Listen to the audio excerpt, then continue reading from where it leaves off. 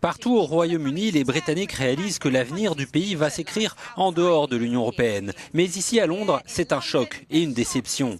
Alors que le pays a voté pour le Brexit, la capitale a majoritairement voté contre le Brexit.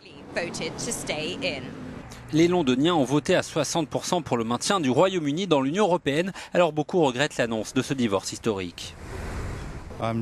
Je suis vraiment préoccupé par l'avenir de ce pays. C'est une grave erreur. Je pense qu'on n'aurait pas dû faire un référendum. Très peu de gens sont assez qualifiés pour prendre une décision intelligente et informée, dit cet homme.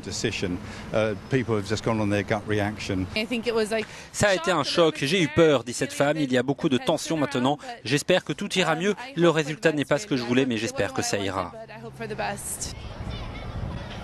Beaucoup craignent une vague de départ de certaines entreprises et de grandes banques internationales pour d'autres capitales européennes et une pétition circule maintenant pour demander l'indépendance de la capitale britannique pour qu'elle reste dans l'Union européenne. Mon message aux Londoniens qui sont européens, c'est vous êtes les bienvenus ici. Je veillerai à ce que dans les prochaines heures, les prochains jours, les entreprises soient rassurées de même que les investisseurs. Nous sommes ouverts aux entreprises. Nous continuerons à être la plus grande ville du monde, ouverte d'esprit et tournée vers l'extérieur.